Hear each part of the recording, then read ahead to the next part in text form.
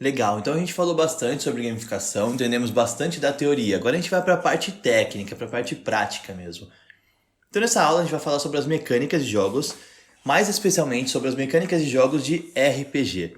Então o que é RPG, se você nunca teve contato com isso? RPG é uma sigla para Role Playing Game, que são jogos de interpretação de personagem. Eles podem ser tanto analógicos, com livros, então você tem o Dungeons Dragons, por exemplo, que é o RPG mais famoso do mundo atualmente, há muitos anos na verdade, em que você pega as regras, você cria personagens, você cria uma história pra eles e você interpreta aqueles personagens em um jogo de interpretação real, como se fosse um teatro, que pode ser realmente um teatro na verdade, numa modalidade live action, mas pode ser também um jogo de interpretação. Você senta numa mesa com seus amigos, você é um jogador que vai ser o mestre de jogo, ele vai ser responsável por criar a história, por apresentar os personagens não jogadores, que são os NPCs, e você joga aquele jogo através de ações, tá? Acontece isso, aí você define como que o seu personagem responde àquela ação. Então, você tem que invadir a caverna do dragão e buscar o tesouro dele. Tudo bem, eu quero fazer isso de maneira furtiva. Beleza, você joga os dados, você faz o teste, de acordo com o resultado do seu dado, você descobre se você conseguiu aquela ação ou não, e assim você vai desenvolvendo a história de jogo. Mas também pode ser um RPG virtual, né? Como a gente tem o Final Fantasy, o Kingdom Hearts, diversos outros jogos também, em que você pega o seu controle, ou o seu celular, enfim, e você controla um personagem através de uma história dentro de um mundo de jogo e você desenvolve aquele personagem, você acompanha o desenvolvimento dele tanto dentro da história quanto com as habilidades, né, com as técnicas, com os atributos, aquele personagem fica mais forte, fica mais maduro e você vence a história de jogo assim ao chegar de frente com o chefe final, então resolver todo aquele conflito do storytelling. Beleza. O que a gente traz de mecânicas de jogos desse formato, né? O que a gente pode perceber é que a maior parte dos RPGs tem, eu sempre vou falar a maior parte porque não são todos eles, não são 100%, mas, sim, são as características principais desse gênero. Eu vou começar aqui falando do sistema de nível, por exemplo. O nível é um sistema que você tem o desenvolvimento do seu personagem. Então, a forma de você identificar que o seu personagem está ficando mais forte é através desse sistema de nível, de level, né? Então, o personagem começa o jogo no nível 1. Quando ele está no nível 10, eu sei que eu tive um avanço. Quando ele está no nível 50, eu sei que ele está bem mais forte. E geralmente, esses jogos chegam até o nível 100, entendeu? Então, quando ele está no nível 100, eu sei que ele é o personagem, tá no limite do desenvolvimento dele dentro daquele jogo, certo? Existem jogos que passam desse nível, claro, você pode criar isso no seu ambiente de gamificação, até o nível que você quiser, não é uma limitação, não precisa ter uma regra, mas esse nível ele simboliza o desenvolvimento do seu personagem, ele simboliza o desenvolvimento do seu avatar, e dentro do sistema de gamificação ele pode simbolizar, então, no caso, o desenvolvimento daquele aluno, né, ou daquela turma também. Então, você pode ter um nível do aluno individual, mas também você pode ter um nível da turma como um todo, né. Então esse grupo tá nesse nível, né, que pode ser um clã, pode ser uma guilda, enfim, você pode desenvolver isso da forma como você quiser, de acordo com o cenário que você estiver trabalhando. Outra mecânica que eu acho muito importante, na verdade, a que eu acho mais importante dentro dos jogos RPG é a mecânica de atributos. Então, quem acompanha aqui a Universidade Andarilho há algum tempo, sabe que eu sempre utilizo isso, eu utilizei isso em diversas ocasiões para explicar vários conceitos que você pode usar até para teoria de personalidade, entendeu? Você definir atributos faz com que você consiga perceber aonde aquela pessoa tem mais características, entendeu? O que ela tem mais naquele momento. Então, por exemplo, eu vou definir um atributo para um aluno. Eu quero saber se ele é focado, se ele tem interesse, se ele escreve bem, e aí eu coloco lá, não, esse aluno tipo de 0 a 10, ou de 0 a 5, eu vou definir uma métrica, então vamos supor que seja de 0 a 10, eu coloco, o foco dele é 3, ele não é tão focado. Então, mas ele tem 6 de interesse, então é um que está mais interessado, eu posso trabalhar isso para melhorar então o foco dele. Ele não escreve tão bem, mas também ele sabe o que está fazendo. Então, 5 de escrita, de 10, por exemplo. Isso quer dizer que eu posso trabalhar a escrita dele. E quando eu defino esses atributos, eu consigo entender aonde aquele aluno precisa melhorar. E eu foco naquele atributo. Isso também pode ser feito de uma outra maneira. Por exemplo, se eu dou aula para uma turma em que eu sou responsável por diversas disciplinas, ou um sistema que seja integrado com vários professores, aquele aluno pode ter um atributo de cada disciplina. Então, ele é bom em matemática 8 de 10 e português 4 de 10. É uma coisa que ele tem que ter mais foco, entendeu? Então, estudos sociais, lá que seja, ciências, biologia, química, 5 de 10. Beleza, aqui eu sei também que ele tem que ser trabalhado, porque não tá tão legal esse índice, entendeu? Porém, em matemática ele tem 8 de 10, ele é um aluno muito bom de matemática, certo? Quase no máximo ali. Então eu posso pegar essa habilidade de matemática dele e contribuir com outras pessoas, entendeu? Eu coloco esse aluno que sabe muito bem matemática para ensinar matemática para quem não sabe. E quem sabe isso permite uma troca e que alguém ensine para ele português, por exemplo. Também é um sistema muito interessante, né? Dentro dos jogos de RPG, a gente tem os atributos como força, destreza, constituição, e assim você sabe o quão forte seu personagem é. Se ele tem mais chance de levantar uma pedra, de abrir uma porta com a mão, entendeu? E assim você consegue aplicar esse sistema de atributos dentro do seu sistema de gamificação para os seus alunos. Também pode ser utilizado para grupos. Então, por exemplo, você pode ter o atributo individual daquele aluno, e quando eles criam um grupo, sei lá, 3, 4, 5 alunos se juntam em um grupo, aquele grupo pode ter uma média daquele atributo. Então, por exemplo, aquele grupo, os alunos têm, sei lá, 8, 5, tem vários atributos diferentes, e então a média daquele grupo de desafio é um atributo, sei lá, 7 de 10. Então eu tenho aquele atributo para aquele grupo, eu tenho outro grupo que a média ficou 8, por exemplo. Então vamos colocar esses dois grupos para participar de um desafio para que todos eles cheguem a um atributo similar, para que todos eles desenvolvam aquele atributo em comum, né? Aí algumas mecânicas que são interessantes a gente trazer aqui também são, por exemplo, os upgrades, né? Então você tem alguma coisa que permite que você desenvolva aquele atributo, que permite que você desenvolva o seu nível, né? Como que eu faço? Então eu vou ter vários desafios dentro do sistema escolar, dentro daquela gamificação, e esses desafios vão me dando pontos de experiência para que eu possa subir o meu nível. E, consequentemente, subir o meu nível faz com que algum atributo seja desenvolvido. É um sistema interessante, que pode ser aplicado também. Nós temos os itens, né, como uma mecânica bem legal. Então, eu estou dentro de um conflito, eu tenho pontos de energia, pontos de magia para, né, usar minhas habilidades ali também, que você pode ter dentro do seu sistema de gamificação.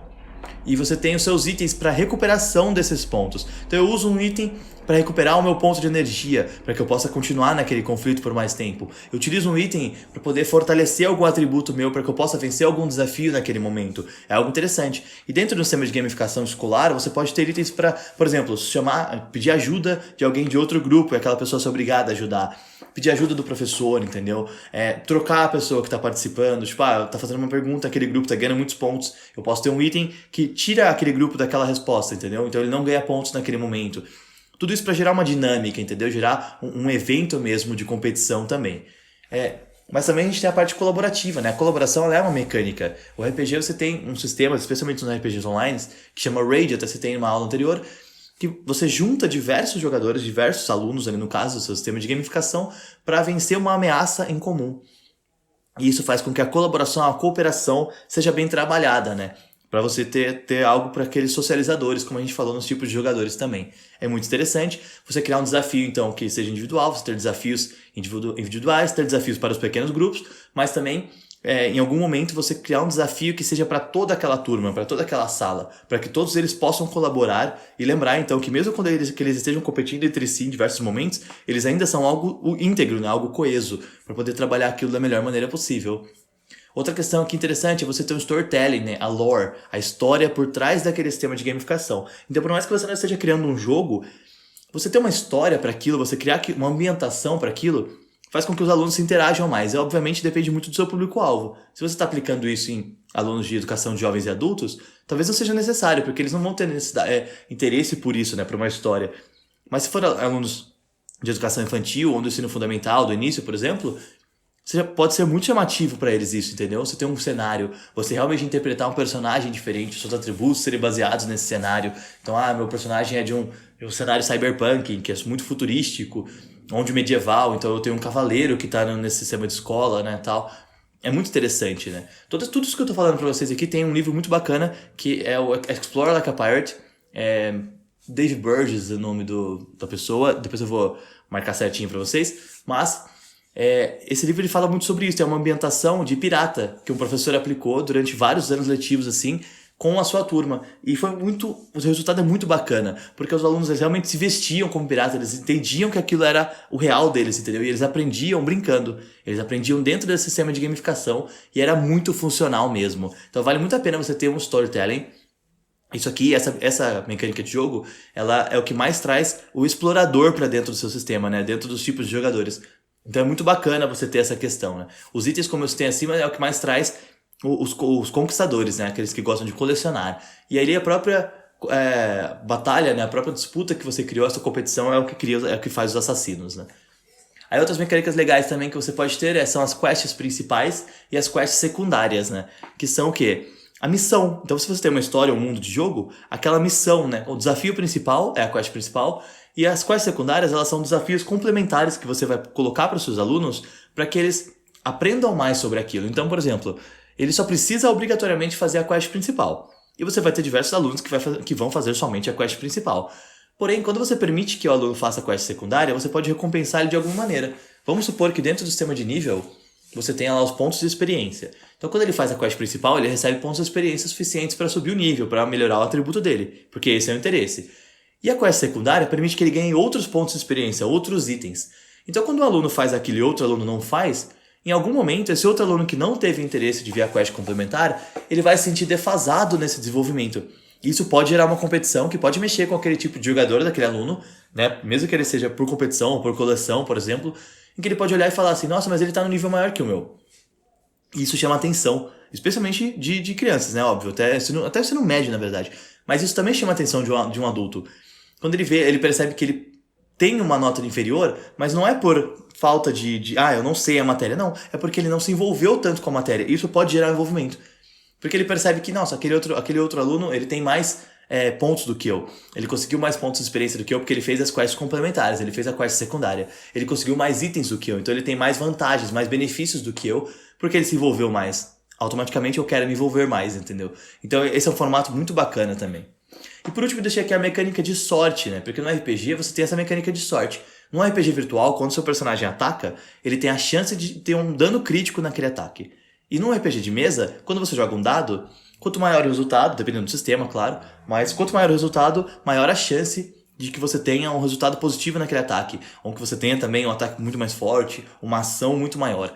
Então a sorte, ela também está presente nesses jogos, talvez com formato de dados, talvez com formato de cartas, e você pode usar isso de forma analógica também. Então, por exemplo, você tem um desafio e você precisa de um número, você pode usar uma carta de baralho até, inclusive. Ele vai baralhar e vai tirar uma carta em específico, e aquele número vai dar o resultado para ele. Porque essa mecânica de sorte, ela permite que a estratégia seja utilizada de uma maneira mais interessante, entendeu?